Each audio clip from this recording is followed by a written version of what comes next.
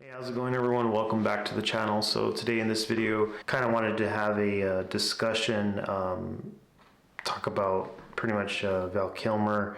I heard the news yesterday on April Fool's, which I thought it was a joke at first. I was like, some people like to play those stupid jokes, but it obviously wasn't. And I just, I read the news that he passed away from pneumonia, and I was in shock. I couldn't wrap my head around it. I just really thought that he was, still getting better and everything. But obviously it's because he had his throat cancer already, and, everything that he went through physically with all, his throat. And it just really, I did not expect it. I just kind of wanted to talk about some of his, his films, and talk about his, sort of his life and career, and, just kind of like going back and remembering, the films that I remember watching as a child, especially specifically in the 90s. The 90s were like, there was a lot of hits in the 90s, and, that decade watching Val Kilmer, it was like one right after the other. And, I'll start with the biggest obvious one, watching him as a kid, which is watching him play Batman in Batman Forever. And it's crazy because that movie is just about to hit its 30th anniversary. I think it already did this year. So yeah, it was in 1995, so it just hit its 30th anniversary, which I still can't believe it. And I remember going to a movie party at the Alamo Draft House. That was the very first time I actually, just recently, I think it was this last year in December or November, how they have old movies coming in and out or whatever. That was the first time I saw Batman Forever in the theater for the very first time. I've seen it, obviously I have it on DVD, but I never experienced that one specifically in the theater. I would always go back and rewatch Batman Returns, Batman, and even Batman and Robin. But that one, they had a movie party, and it was so cool because I got to, they were putting a whole projector. They were asking the audiences questions and stuff like that. And I actually went on stage and was answering some trivia questions about the film, and most of them I actually got right. And then they had us do the little Robin towel scene, that you throw the towel on. Like, they just had it like there as like a prop, that you're just trying to emulate. But again, yeah, just watching that movie for the first time in that theater again, like I could not believe, like, that's how it sounded, and hearing the engine of the Batmobile was just insane. Like, it blew my whole head off because it was so amazing. And then obviously, Joel Schumacher's visual perspective, it was a lot different than Tim Burton, but his was more colorful, just more bright. Everything was color and bright. So, obviously, and that it's a style, but Val Kilmer portraying Batman / Bruce Wayne, it was so different than the other Batmans. And I feel like Robert Pattinson kind of did what Val Kilmer did as Batman. He used his regular voice, really quiet. He didn't have to like scream or growl or do any of that. He just kind of kept it very subtle. And obviously, he's just, he was always so quiet, even as Bruce Wayne, But that's what I like about Val Kilmer's version of in that movie, is that he's always brooding, always thinking, like, in his deep thoughts, always having those mental flashbacks. And it does feel like, Val Kilmer says, like, it does feel like a soap opera kind of movie, where it feels very like dramatic, like they drag it out a little bit, but it's such good acting in spite of what Val Kilmer did with that character. And again, he didn't have a lot of dialogue in the movie, and I mean, yeah, he has, he does have lines, I'm saying, but like, he doesn't have like a lot of like repertoire of like line after line after line. It's a lot of just like, what does he say? Poor Edward, you see, I'm not Batman because I have to be. Now, because I choose to be, he's just very, quiet, and, and I always felt like Val Kilmer in all his movies, for some reason, like he's the type of actor where it's like, less is more. That's what I always think from his roles. Another specific example, if you remember from Top Gun, where Iceman is in the locker with Maverick, and this is when Maverick found out that, you know, Goose is already, like, he's already gone, and he was gonna go pay his respects. You know, that little scene where Iceman wants to say something either arrogant or something like, you know, rude to Maverick, to like throw it back in his face, like, oh, you see what happened, like, you know what I mean? And just that specific scene, if you remember, where he wants to tell Maverick, like, you could tell, like, just the way Val Kilmer made his face, like, and he was hesitant, and then he just goes, you know, Goose was a good man, you know what I mean? And then that was it. And he took off. But it's just scenes like that. And same thing even with like the character Doc Holliday, you know, the movie Tombstone. And same thing, he didn't really say that much in that movie, but yet his presence, he kind of reminded me of Iceman, like he's conceited and kind of arrogant. Only with him, you know, he's a cowboy, he's got the fastest hands or whatever. And like, he didn't say that much, you know, where he's just kind of like twiddling the little silver cup with his hand. And then he does the signature coin toss, just like Iceman with the pen, where he's fiddling it with his fingers. Very similar, but again, yeah, he didn't say that much. It's just his face expressions and the way he acts. I just feel like, yeah, that's kind of like how Val Kilmer is really good at that. Less is kind of more acting. Even in the movie Heat with Al Pacino and Robert De Niro, he's the secondary character, but I felt like in that movie, he kind of almost he was almost overshadowing the main leads in the movie. Because yeah, like even in that movie, he doesn't have that much dialogue, and then even at the end, you know, he sees his wife, and like you could just see his face where he wants to go say hello to his wife, but his wife tells him, no, you can't come in here because the cops are looking for you, like you have to leave, you know. And just things like that, where just Val Kilmer, the way he would just like smile, the way he would just kind of keep it like centered right here in the camera, the way, I don't know how he would do it, you know, just he was just that good. And then like other movies, you know, like him playing Jim Morrison, you know, the Doors, the band The Doors, and that movie, obviously, yeah, he did all his movements exact, just like Jim Morrison. And singing, Val Kilmer actually sang in the movie, so that got to showcase his singing chops. And then, you know, one of my second favorite movies of his that was always on a loop for me in the 90s specifically, and it was a movie that my mother was always watching, was The Saint. And that movie, I don't know what it was, something about him playing like 6 to 8 different characters in the movie it was just so like, I never got bored.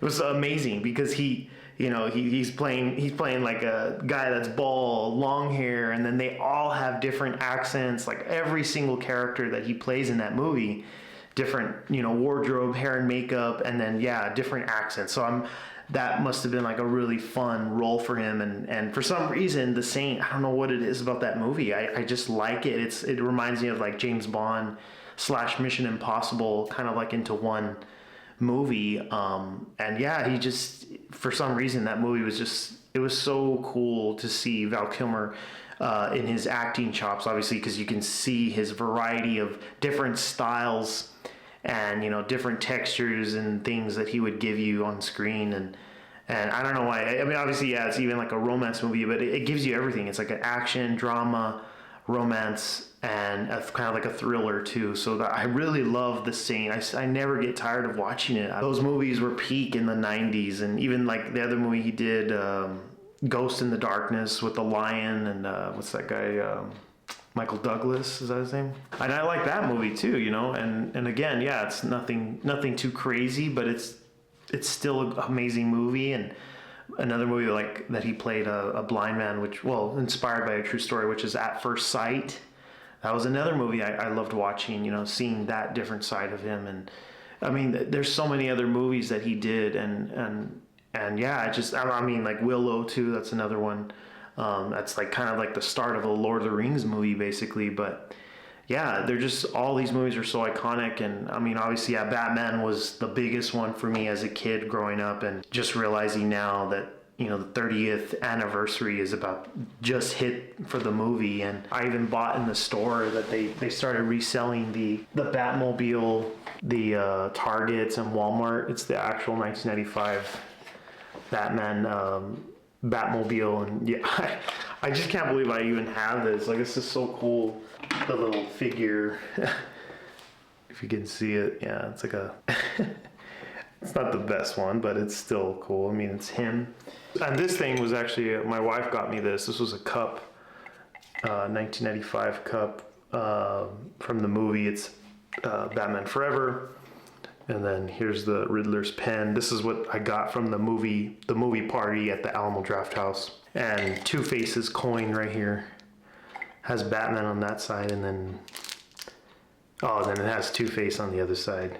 The other things that that were just so cool to see, and again, yeah, seeing that movie. Obviously, the Batman one was the big one for me, and I still look at that movie as one of the most underrated Batman films ever. I still love watching it just because Val Kilmer, every time you watch him put on the glasses, you watch him in the cape. It just, it's one of his coolest roles. I'm just saying, yes, and I am being biased because it's Batman, obviously, but all his other movies, Tombstone, The Doors, Willow, Heat. I know I'm forgetting a lot, but I'm just trying to remember the ones that.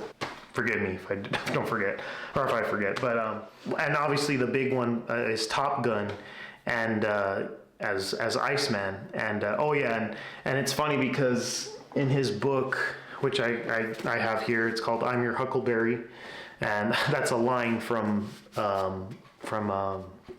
Tombstone, which Doc Holliday says at the very end of the movie.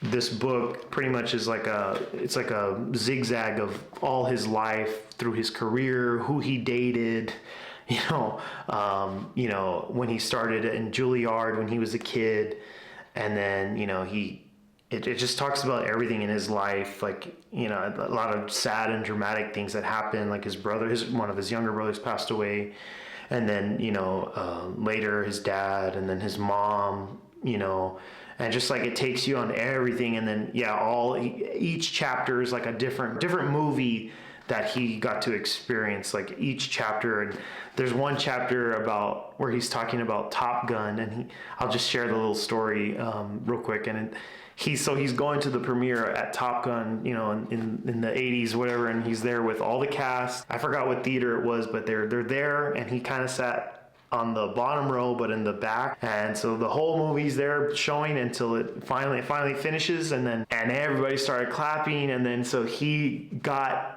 in the back and was screaming like hell yeah. He was like cussing or something. He got on the chairs of the seats or something and was like screaming and running all crazy, in the theater, and they were all clapping because obviously they didn't think he kept thinking like the movie was gonna flop, or he thought it was gonna be not received very well, but when they go in the audience, it was a really good reaction and good audience. So I just remember that one of those chapters, and obviously it talks about everything else in between, everybody that he's dated, and his whole life story. And you can tell he's a very spiritual kind of guy, and he's very humble. Another thing I was going to say is to check out his documentary.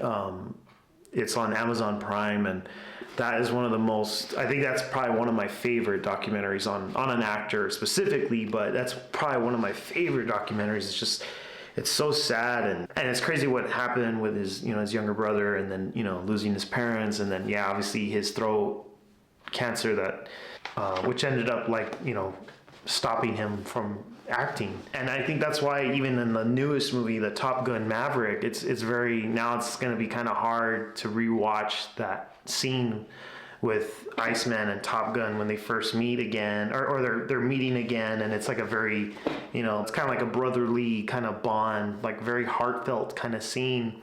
And now thinking back, I remember watching in the theater and looking to my left and right, seeing a couple of older dudes like in tears because obviously, it's such a powerful scene, and looking at it now, it's going to be even harder to see because it's true. Like when I saw that scene, it wasn't like, oh, it's Iceman. It was more like, oh, it's Val Kilmer. He's back on screen. And even when I saw the credits, it said Val Kilmer.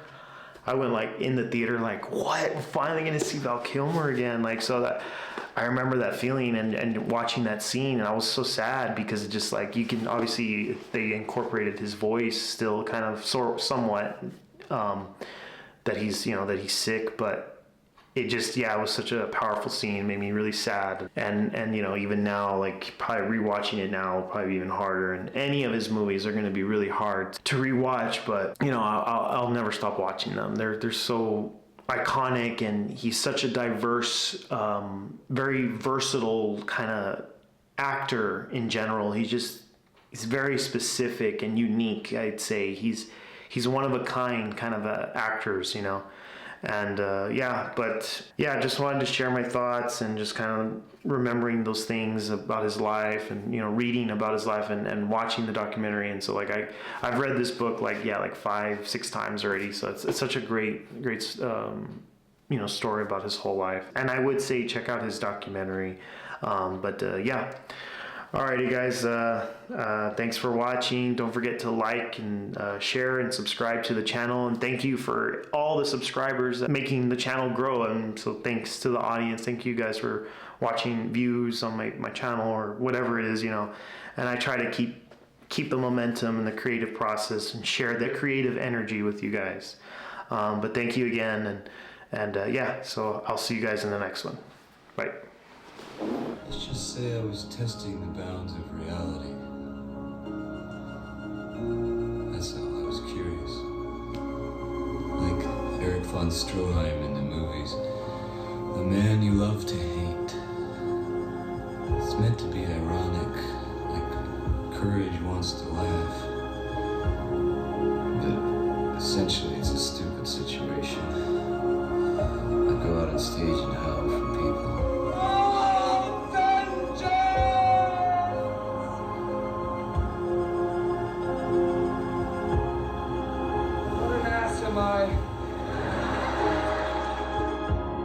They see exactly what they want to see. Some say Lizard King, whatever that means. Some black-clad leather demon, whatever that means.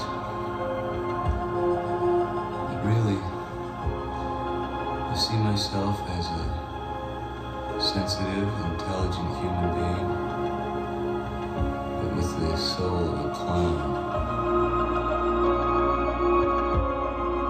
Here's what I preach. Do what you love to do so well. I'm a thrill. It excites me. That's why working here is so stimulating. And someone will pay your wages for it. And then sometimes there is God so quickly. Am I the conscience of America? No, I'll leave that to my betters. Perhaps I am the narrator. Yes, that's it. All you need is ignorance and confidence, and success is sure. Don't let go of your illusions, though. When they are gone, you may still exist. But you have ceased to live.